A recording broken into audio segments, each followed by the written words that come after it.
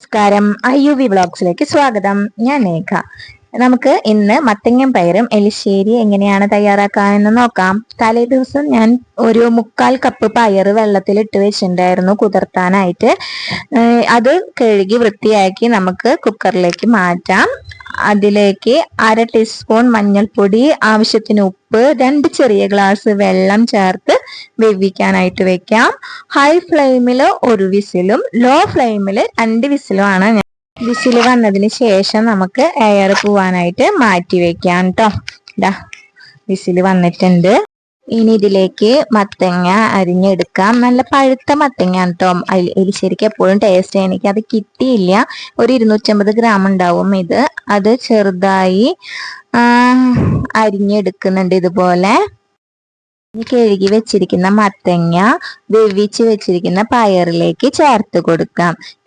കൂടാതെ 1 ടീസ്പൂൺ മുളക് പൊടിയും ചേർത്ത് കൊടുക്കുന്നുണ്ട്. വെള്ളം വേറെ ചേർക്കേണ്ട ആവശ്യമില്ല. നമ്മൾ പയറിൽ വെള്ളം ഉണ്ട് കേട്ടോ. അതിൽ തന്നെ വെന്തോളും. മുക്കാൽ വെവാകുമ്പോ നമുക്ക് തേങ്ങ ചതച്ചത് ചേർത്ത് കൊടുക്കാം. അതിനായിട്ട് 1/2 മുറി തേങ്ങ ഞാൻ ചെരുകി വെച്ചിട്ടുണ്ട്. അതിന്റെ 1/4 ഭാഗം തേങ്ങ ചതയ്ക്കാനും 1/4 ഭാഗം നമുക്ക് അവസാനം കടുക് പൊട്ടിച്ച് തേങ്ങ വറുത്ത് ചേർക്കണം. അതിനായിട്ടും മാറ്റി വെച്ചിട്ടുണ്ട്. അപ്പൊ നമുക്ക് തേങ്ങ ചതയ്ക്കാം. തേങ്ങ ചതയ്ക്കാനായിട്ട് ഒരു മിക്സിയുടെ ജാറിലേക്ക് തേങ്ങ ഇട്ട് കൊടുക്കാം. ഒരു വലിയ പച്ചമുളക്, അത് ഞാൻ വീട്ടിലുണ്ടായ പച്ചമുളകാണ്, നല്ല എരിവുള്ള പച്ചമുളകാണ്, അത് ചേർത്ത് കൊടുക്കുന്നുണ്ട്. 1 ടീസ്പൂൺ ജീരകം, 5-6 ചുവന്നുള്ളി. എന്നിട്ട് ചതച്ചെടുക്കുക. ഒരിക്കലും അരയ്ക്കരുത്, വെള്ളം ചേർക്കരുത്, പേസ്റ്റ് രൂപത്തിലാവരുത്. ചതച്ച് കൊടുത്തതിന് ശേഷം ഞാൻ ഈ മിക്സിയുടെ ജാറ് കഴുകിയിട്ട് ഒരു 1/2 ഗ്ലാസ് വെള്ളം കൂടി ഞാൻ അതിൽ കൂടെ ചേർത്ത് കൊടുക്കുന്നുണ്ട് കേട്ടോ.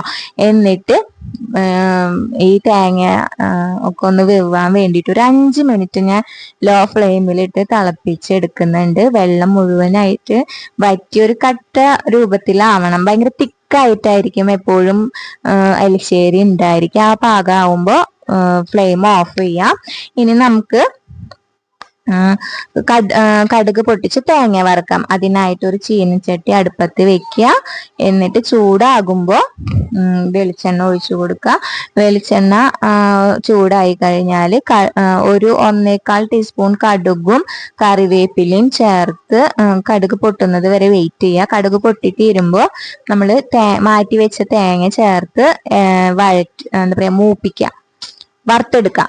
ഓക്കെ. തേങ്ങയുടെ വറുക്കേണ്ട പാകം എന്ന് വെച്ചാൽ ഒരു ബ്രൗൺ കളർ, പുളിയുറുമ്പിന്റെ നിറാവുന്നത് വരെ വറുത്തെടുക്കുക.